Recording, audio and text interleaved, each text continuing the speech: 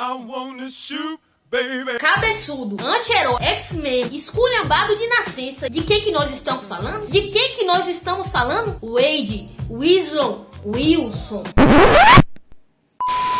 Vamos falar, na verdade, é do Deadpool, que na verdade é um herói que ganhou nossos corações pela esculhambação do espírito eterno da quinta série. Então, se você não é puritano, não tem um coração muito sensível para piadas de humor ácido e duvidoso, porque hoje nós vamos falar a história de origem do nosso querido mercenário tagarela, o senhor Deadpool.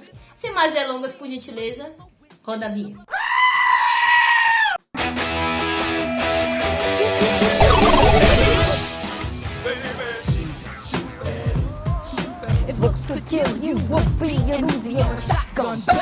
Oi, e aí?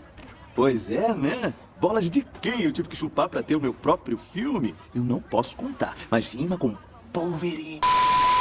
Antes de mais nada, não se esqueça de deixar o seu super like caso você não seja inscrito aqui no canal. Considere a possibilidade de se inscrever aqui, deixar comentários aqui embaixo e participe da comunidade. Além disso, me siga nas outras redes sociais, no TikTok e no Instagram também, porque tem vários conteúdos exclusivos para essas plataformas, não é mesmo?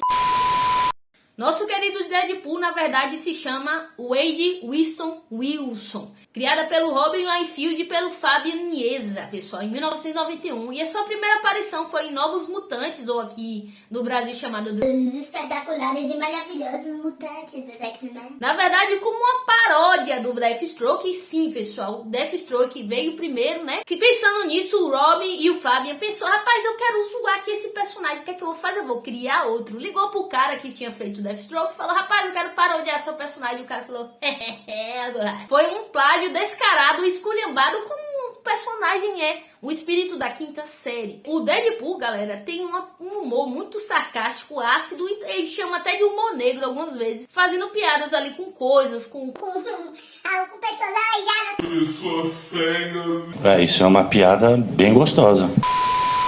Além disso, ele tem um grande diferencial, que é meio machadiano de Assis, que é falar com o seu querido leitor, quebrando assim a tal da quarta parede que divide a cena que tá acontecendo de você. O Deadpool, ele tem várias características que é 880. Ou você gosta dele, ou você é puritano demais para gostar da esculhambação do espírito da quinta série. E fica entre nós. O carcaju dele é bem mais peludo do que você imagina, tá? Então nós podemos dizer que o Wade, na verdade, é o fruto de uma treta sadia entre desenhistas e roteiristas de quadrinhos ali bem renomados para aquela época. Assim, o nosso personagem já nasce totalmente caracterizado como uma paródia de si mesmo, não se levando a sério em momento nenhum e tão ali só pra ver o circo pegar fogo.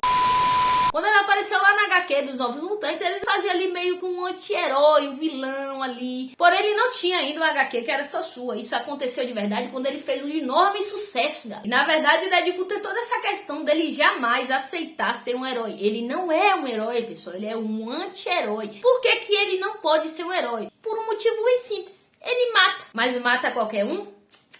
Na verdade, ele mata e tem o seu próprio código moral ali. Então ele escolhe as missões que ele faz. Ele é um cara que tem um treinamento tático, ele serviu o exército. E aí a gente vai ver as fases dele até ele conseguir ativar seu gene X no mesmo lugar onde Wolverine nasceu. O nosso querido Wade Wilson, ele apareceu pela primeira vez na HQ Novos Mutantes, número 98, lançado em 1991. Porém, aqui no Brasil, de verdade, ele só chegou em 98, na HQ Os Fabulosos Mutantes 584. Ele é inserido ali naquela história como um adversário direto dos X-Men, mostrando toda essa rivalidade que tem aí com os nossos caras que vestem couro em tempo integral. O nosso Wade vai ali tirando e torrando a paciência de X-Men por X-Men, matando geral e fazendo a triparia uma obrigação alucinada. Mas, como eu falei pra vocês, ele fez um tremendo sucesso e só alguns anos depois é que ele veio ter ali um título só dele. Quando ele foi lançado, o pessoal não tinha. Então, basicamente, não tem um HQ de origem do Deadpool que te fala certinho a história dele. Ele conta partes da vida dele que tá fragmentado em diversas HQs que ele já passou. Novos Mutantes, X-Men. Também tem questões ali envolvendo o próprio Homem-Aranha, que é outro personagem ali que ele sempre faz a paródia, faz a zoeira, tem o Stan Lee. Então nós reunimos pra vocês esses fragmentos da melhor maneira possível. Isso aqui deu um trabalhão. Deixa o like. Bom, pessoal, vou logo adiantar que a história do Wade, assim como de vários anti-heróis, não foi uma infância fácil. Ele perdeu muito jovem a mãe para o câncer. E a gente sabe que toda essa desestruturação familiar gera um transtorno psicodélico. Entre trambiques e trambiques, ele vai aprendendo a arte da furtividade, do roubo, nas ruas mesmo. Ele viaja e vaga pelo mundo, de país em país, de lugar em lugar, aprendendo novas artes marciais, novas tretas de roubo, e acaba se tornando um mercenário bem mequetrefe, meia boca, porém com a alta efetividade das suas metas ali, das suas missões. Alguns anos mais tarde, ele retorna aos Estados Unidos, já agora bem fodão, bem experiente. E ali a gente vai ver que ele se insere, né, no gueto ali, vai fazendo algumas missões. Então, nessa brincadeirinha é onde ele vai conhecer a Vanessa, a garota de programa pela qual ele se apaixona, porque afinal o Ed Wilson é viciado em algumas coisas, como unicórnios, creme de pele, lencinhos umedecidos. Lembrando, como eu disse para você, que Deadpool não é indicado para menores de idade, pessoal. Contém muitos palavrões, muito sangue e muita nudez. Tem uma coisa que eu gosto bastante de Deadpool, é essa humanização do personagem. Apesar dele falar nada com nada, basicamente o Ed ele tem comportamentos muito suicidas, mesmo muito antes de ganhar seus poderes. Isso é uma coisa bacana, porque apesar dele ser um mercenário mequetrefe, galera, ele tem um lado humano bem desenvolvido. E a gente vê principalmente quando ele se envolve com a Vanessa, isso acontecendo. Outra personagem muito importante, além da Vanessa, é a nossa velhinha cega, Al. Pois é, pessoal, a velhinha cega tem um grande papel. Em algumas HQs falam que a Al era basicamente o alvo de ser assassinado que foi encomendado para o Deadpool. Mas quando ele chegou lá e viu que era uma velhinha cega, ele teve um bom coração e não matou, simplesmente sequestrou ela e prendeu lá na casa. Então a Al também tem um papel importante, que ela é meio que uma mentora cega e velha e viciada em Coca-Cola. Um ponto super alto é o desenvolvimento do relacionamento do Wade com a Vanessa. Vanessa Carlyle realmente rouba o coração endurecido, esquizofrênico e regado com um pouco de uísque do Wade Wilson. A questão, pessoal, é que no momento do auge de felicidade que ele estava vivendo ali, ele acaba descobrindo um câncer e com isso, seu mundo acaba desabando completamente. O cara fica sem chão, mas ele basicamente não se importa em morrer. Tudo que ele precisa é ficar olhando para sua amada e gravando o rosto dela para sempre.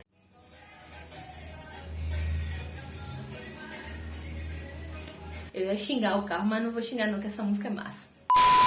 É, senhores, ele acaba descobrindo que tem câncer. Logo agora que ele voltou para os Estados Unidos, estava bem de boa, curtindo ali com a querida Vanessa. Agora, o Deadpool desesperado e não querendo ser um fardo para sua querida amada, já sabendo o final, né? Porque ele tem esse trauma do câncer. É isso que às vezes deixou a desejar no primeiro filme. Porque no quadrinho mostra que foi a mãe dele que acabou, né, tendo câncer. Ele viveu todo esse estágio terminal com a mãe, então ele tem trauma. Quando ele descobre que ele tá doente, ele junta todas as suas coisas e vaza dali, deixando a sua querida amada para trás, não querendo ser um fardo. Mas, algumas horas antes, ele acaba recebendo de um cara muito estranho uma proposta. Então, o cara simplesmente fala que tem a cura do câncer dele, mas que não garante que ele sobreviva ao processo. Aí o Wade pensa, olha, eu já tô morrendo, vou me lascar todinho. Por que não, não é mesmo? E ele parte para o Canadá no meio da noite e vai fazer parte do que nós conhecemos posteriormente como Projeto Arma X.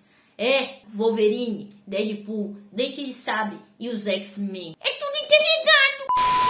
Easter eggs à parte, é preciso dizer pra você, querido fã do Deadpool, que este cara comeu pão que o diabo amassou, porque o cara sofre todo tipo de tortura que você imaginar. Decapitado, esquartejado, esviscerado, tudo que tu pensar, desmembrado, e ele sempre se regenera, porque o fator de cura do Deadpool, principalmente nessas HQs em que mostra os flashbacks de como ele ganhou os poderes, mostra pra gente que, na verdade, o seu fator de cura é muito superior do Wolverine, pessoal. E aí ele vai e ele tá sempre com sarcasmo e o sorriso estampado na cara. Essa é uma característica dele, ser falastrão. O cara fala demais. Bota ele no que a gente chama de câmera hiperbárica, onde o oxigênio é controlado e a pressão interna também. Então vai colocar ele nas piores torturas, que é ficar ali no limbo entre a morte e a vida. Ele vai sufocar, sufocar, sufocar, até o coração dele fibrilar e parar de bater. Depois os caras soltam oxigênio de novo. E nesse inferno ele vai ficar até o final de semana, acabar. E aí sim, no estresse extremo, o fator X do sangue dele acaba sendo ativado. Mas tem um efeito colateral bem zoado, que é por ele estar com câncer, que já estava em estágio 3, super avançado, já tinha ido pro fígado, baço, rim, próstata, todo o cérebro. Porra! Tudo isso? Fica feio, feito a peste, meu amigo. Fica parecendo um babalu derretido num dia de sol. Ajuda o maluco, tá doente!